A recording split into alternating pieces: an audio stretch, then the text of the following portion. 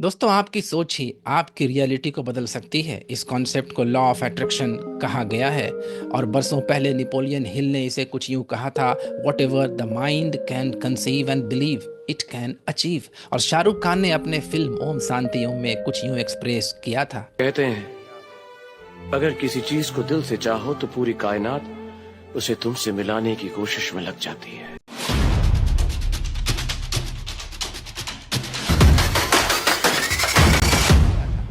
अगर किसी चीज़ को दिल से चाहो तो पूरी कायनात उसे तुमसे मिलाने में लग जाती है।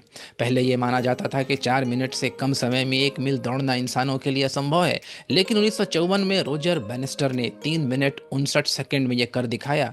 रोजर बैनिस्टर बाद में एक न्यूरल साइंटिस्ट बने और उन्होंने बताया कि इस रिकॉर्ड को तोड़ने के लिए उन्होंने अपने शरीर से ज़्यादा अपने दिमाग को स्ट्रांग बनाया था। 4 मिनट का यह टारगेट उनके माइंड में सेट था। वे दिन रात इस रेस को विजुअलाइज करते थे, हर एक स्टेप लेते हुए अपने आप को जीतते हुए दिखते थे। और यही वजह थी कि उन्होंने पहले अपने दिमाग में 1000 से ज़्यादा बार इस रेस को विजुअलाइज किया था और जीतते हुए अपने आप को फील किया था। आपका दिमाग एक मसल की तरह है, यानी अगर आप इसे सही तरीके से ट्रेन करेंगे तो आप अपनी रियलिटी को ट्रांसफॉर्म कर सकते हैं। जिस तरह रोजर बैनिस्टर ने अपनी दौड़ को सोच में जीता और फिर उसे हकीकत यानी रियलिटी में ट्रांसफॉर्म कर दिया, उसी तरह से आप भी अपने गोल्स को विजुअलाइज करके अचीव कर सकते हैं।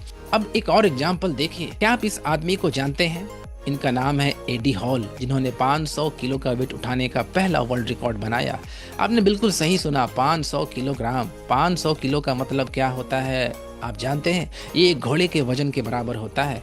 एक ट्रक का इंजन 500 किलोग्राम का होता है और 10 एवरेज भारतीयों का वजन भी मिलाकर 500 किलोग्राम बनता है।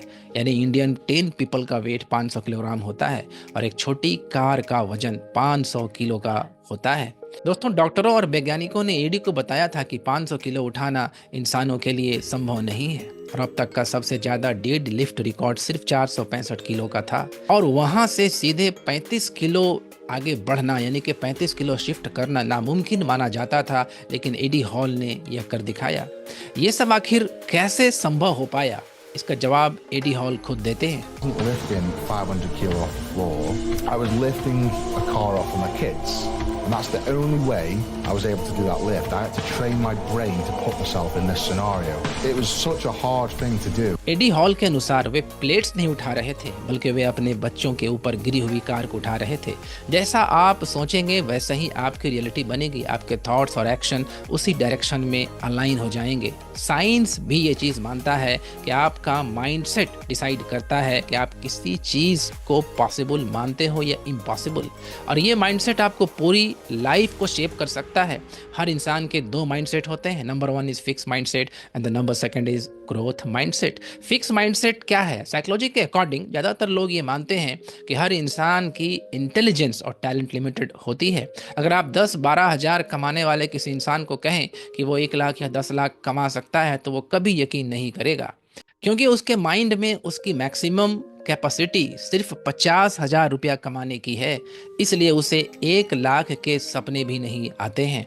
फिक्स माइंडसेट वाले लोग जिंदगी को एक पोकर गेम यानी ताश के पत्तों की गेम की तरह देखते हैं, जहां आपको एक बार जो कार्ड्स मिल गए वही आपकी लिमिट है। हमारे एजुकेशन सिस्टम में हम अपने बच्चों के मन का प्रोग्रामिंग फिक्स माइंडसेट के जैसा ही कर देते हैं। याद रखिएगा कि आईक्यू टेस्ट का उद्देश्य हमारी जनरल इंटेलिजेंस को मापना होता है। लोग मानते हैं कि हाई आईक्यू वाले लोग लाइफ में बड़ी सफलता हासिल करते हैं, लेकिन हकीकत इससे अलग है। आईक्यू टेस्ट के 2 बड़े प्रॉब्लम हैं। नंबर 1 इज यह जनरल इंटेलिजेंस का सही तरीके से माप नहीं पाता और नंबर 2 इज यह लाइफ लॉन्ग अचीवमेंट से सीधे लिंक नहीं होता है। जब अल्फ्रेड बिनेट ने आईक्यू टेस्ट बनाया तो उनका मकसद लाइफ सक्सेस प्रिडिक्ट करना नहीं था।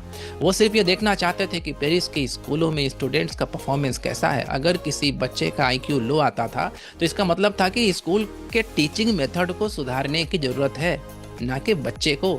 Meaning IQ not equal to success. Longest running study जिसे टर्मन स्टडी कहते हैं, उसमें हाई IQ बच्चों को ट्रैक किया गया और देखा गया कि हाई IQ वाले ज़्यादातर बच्चे नॉर्मल जॉब्स कर रहे थे, जैसे पुलिसमैन, टाइपिस्ट, क्लर्क। यानी IQ और अचीवमेंट का कोई सीधा कनेक्शन नहीं है। रिसर्च बताती है कि लाइफ सक्सेस का असली फॉर्मूला है, the first is clear goal set करना और उन पर टिके रहना, second one is self confidence build करना and the third one is persistence रहना। अगर आप गोल ओरिएंटेड, सेल्फ कॉन्फिडेंट और डेडिकेटेड हो तो लॉन्ग रन में आप हाई IQ वाले से भी आगे निकल सकते हैं। ग्रोथ माइंडसेट वाले लोग क्या सोचते हैं कि अगर लाइफ में उन्हें अच्छे कार्ड्स नहीं मिले, यानी लो इंटेलिजेंस कम स्किल, तब भी वे अपनी स्ट्रेटेजी और इफर्ट का कोई भी गेम जीत सकते हैं। सिंपल भाषा में अगर कहें तो कोई भी स्किल नेचुरल टैलेंट से नहीं बल्कि डेडिकेशन और इम्प्रूवमेंट के प्रोसेस से आती है। लेकिन आज से 45 साल पहले साइंटिस्ट का जवाब कुछ और था। 1980 से पहले साइंटिस्ट ये मानते थे कि आप सिर्फ अपने पोटेंशियल तक ही पहुंच सकते हो, क्योंकि ब्रेन की वायरिंग फिक्स होती है। मतलब जो भी दिमाग आपको मिला है वही फाइनल है। लेकिन आज के रिसर्च कुछ और बताती है। अब साइंस ने प्रूव कर दिया है कि ब्रेन फिजिकली ग्रो कर सकता है, यानी फिजिकल उसका जो शेप है वो भी बढ़ सकता है अगर आप राइट स्ट्रेटेजी और इफर्ट लगाओ। अब इस बुक से मुझे 3 ऐसे तरीके मिले हैं जिससे आप अपने माइंड सेट को हमेशा के लिए बदल सकते हैं। The first one is physically grow your brain. जब टैक्सी ड्राइवर GPS के बिना सड़कों पर गाड़ी चलाते थे तो ब्रेन रिसर्चर्स ने लंदन के एक्सपीरियंस टैक्सी ड्राइवर के ब्रेन को स्कैन किया। उन्होंने नोटिस किया कि जितना ज़्यादा टाइम टैक्सी ड्राइवर लंदन की रोड्स पर ड्राइव करता है, उसके ब्रेन का एक स्पेसिफिक रीजन जो अवेयरनेस और मेमोरी के लिए जिम्मेदार है, ग्रो करने लगता है। अब ब्रेन स्कैन से पता चला कि जितना ज़्यादा complex road system taxi driver navigate कर रहे थे, उतना ही उनका ब्रेन एक्सपैंड हो रहा था और उनका काम और इफेक्टिव बन रहा था। Second one is speed up your brain. हर ब्रेन रीजन फिजिकली एक्सपैंड नहीं कर सकता, इसलिए कुछ ब्रेन रीजन को फास्टर काम करना पड़ता है। इसे माइलेशन प्रोसेस कहा जाता है। जब आप इंटेंस फोकस करते हैं और एक स्किल को बार बार प्रैक्टिस करते हैं तो आपके ब्रेन सेल्स पर एक वाइट कोटिंग यानी माइलिन बनने लगती है। यह इंसुलिन की तरह काम करता है, ठीक उसी तरह से जैसे कॉपर वायर के प्लास्टिक कोटिंग की तरह, जो इलेक्ट्रिक सिग्नल को फास्ट और क्लियर बनाती है। एक ब्रेन सर्किट जो माइलिन से कवर है वो 10x फास्ट इंफॉर्मेशन ट्रांसमिट करता है उन ब्रेन सर्किट से जो माइलिन के बिना है। और number third point is रीवायर your brain. जब ब्रेन सर्किट माइलिन से कवर हो जाते हैं तब ब्रेन एक न्यूरल कनेक्शन क्रिएट करता है। इसे रीवायरिंग कहते हैं। मीनिंग पहले आपके घर का एक स्विच लाइट सिर्फ एक लैंप को ऑन करता था, लेकिन आपने अपने घर की वायरिंग को चेंज किया, वही स्विच 3 लैंप को ऑन करने लगा। बिल्कुल वैसे ही आपका ब्रेन भी नए टास्क के लिए मल्टीपल एरियाज एक्टिवेट करने सीख जाता है अगर आप उसे ट्रेन करें तब। और एक पीयर रिव्यूड स्टडी में ये प्रूफ हुआ है कि जब गिटार प्लेयर्स हजारों घंटे प्रैक्टिस करते हैं तो उनका ब्रेन बिगनर्स की तुलना में ज़्यादा एक्सपैंड हो जाता है।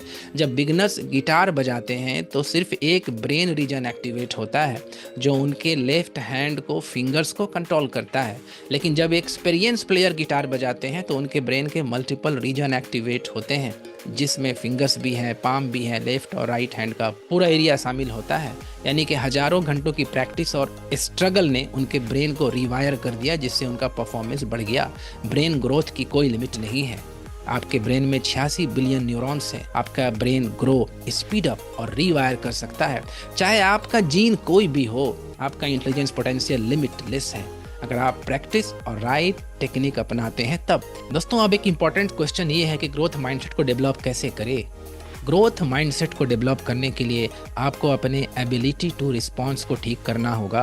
What is ability to response? Actually में जो कुछ भी आपके जीवन में, आपके लाइफ में होता है उसको हम लोग इवेंट कहते हैं, और अगर आप उसको अच्छे से ऑब्जर्व करते हैं देन आपका आउटकम क्रिएट होगा। Event plus response is equal to outcome.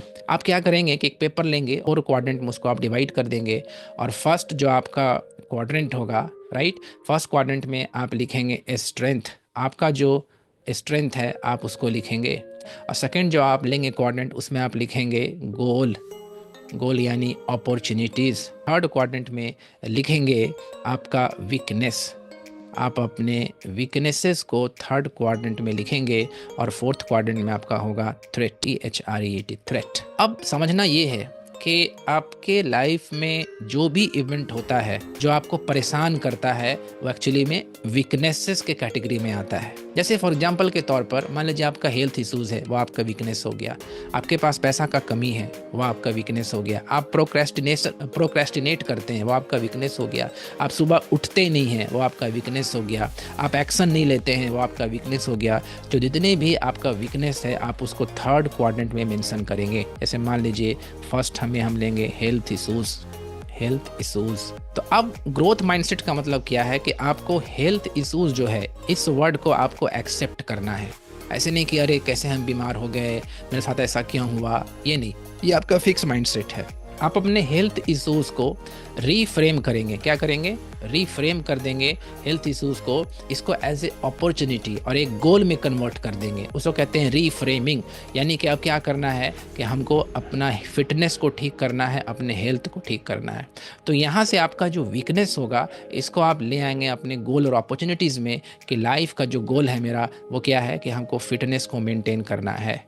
अब ये में भी आपको क्या करना होगा कि जो आपको बैड फूड हैबिट है उसको छोड़ना होगा, डेली एक्सरसाइज करना होगा, मॉर्निंग में उठना होगा। तो अगर आपका ग्रोथ माइंडसेट है तो जो भी आपका वीकनेसेस है, जो मनी प्रॉब्लम है, तो मनी प्रॉब्लम को आप गोल बना लेंगे कि हमको मनी स्किल सीखना होगा, मनी मैनेजमेंट मेथड सीखना होगा, कुछ स्किल सीखना होगा कि कैसे हम मनी को और क्रिएट करें, मनी को जनरेट करें, अपने लाइफ में उसको अट्रैक्ट करें।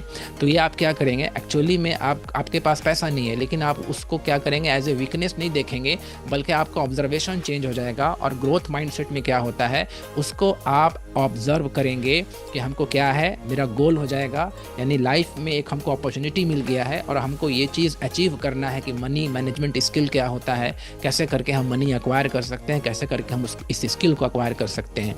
और जब आप किसी गोल और अपॉर्चुनिटीज़ को फाइनलाइज करते हैं तो आपका ब्रेन एक्टिव मोड में आ जाता है और वो अपने पोटेंशियल को मैक्सिमाइज कर सकता है। देन अब क्या होगा, जब आप एक गोल बनाएंगे, एक टाइम फ्रेम के लिए एक गोल बनाएंगे, फिर उसको जब आप अचीव कर लेंगे, मान लिया आपका हेल्थ इश्यूज था, आप फिटनेस को अचीव कर लिए, फिर ये आपका जो सेकंड कॉलम से ये फर्स्ट कॉलम में चला आएगा, यानी कि अब ये आपका स्ट्रेंथ बन गया। ये जो आपका फिटनेस है वो क्या हो गया, स्ट्रेंथ बन गया। फिर आपका जो मनी स्किल्स था उसको अगर आप अचीव कर लिए और मनी मैनेजमेंट इश्यूज को रिजोल्व करके आपके पास धन आ गया लाइफ में, आप उसको अट्रैक्ट कर गए, तो फिर क्या होगा, ये आपका फर्स्ट वाला जो आपका ब्लॉक है उसमें आ जाएगा, यानी कि आप क्या हो जाएंगे कि फाइनेंशियल अबंडेंस आपके लाइफ में आ जाएगा। अब ये स्ट्रेंथ बन जाएगा। तो इस तरह से आपका ग्रोथ माइंडसेट डेवलप होता है, यानी कि आपको अपना चैलेंजेस को, आपके लाइफ में जो प्रॉब्लम है उसका आपको क्या करना होगा, ऑब्जर्व करने का तरीका आपको चेंज करना होगा। अगर आप इसमें अपोजिट सोचेंगे कि अब जो बीमारी हो गया अब ये ठीक नहीं होगा, अब हम इसी में मर जाएंगे, तो अब मेरा किडनी खराब होगा, तो अब मेरा लीवर खराब होगा, तो ये क्या हो गया, ये फिक्स माइंडसेट हो गया। लेकिन ग्रोथ माइंडसेट वाले क्या करते हैं, हर वीकनेस को वो कन्वर्ट कर देते हैं इन एक गोल और अपॉर्चुनिटीज़। अब वो क्या करते हैं, इस बात को नहीं सोचते कि हम बीमार हैं, अब उनका माइंड इस बात पर चलता है कि हमको इसको कैसे अचीव करना है। और जब वो अचीव करते हैं तब वो क्या होता है, स्ट्रेंथ उनका बन जाता है। तो यही होता है आपका ग्रोथ माइंडसेट। यानी ग्रोथ माइंडसेट का होल पर्सपेक्टिव क्या है कि आपको हर चीज़ को रिस्पॉन्स जो होगा आपका वो क्या होगा, जो ऑब्जर्वेशन जो होगा, जो रिस्पॉन्स होगा वो क्या होगा, एक डिफरेंट तरीका से होगा। जैसे और लोग सोचते हैं आपको वैसे नहीं सोचना है, और जब आपका रिस्पॉन्स अच्छा होगा तो क्या होगा, तब आपको ग्रेटर आउटपुट मिलेगा। तो that's all for that part of the video. और इसको हम लोग और एक्सप्लेन करेंगे अपने वर्कशॉप में, तो आप मेरे वर्कशॉप में आ सकते हैं, वहाँ पर हम डिटेल से इसको समझाएंगे कि कैसे करके लॉन्जिविटी हासिल किया जाता है, कैसे करके एंग्जाइटी को दूर किया जाता है, कैसे करके अपने बीमारी को दूर किया जाता है। ये सब प्रॉब्लम हम लोग वहाँ पर रिजोल्व करेंगे। All for that part of the video. तो thank you for watching, and if you like this video, please share your friend and hit the like button, and also subscribe the channel if you have not yet. Thank you for watching. Take care. Love you all.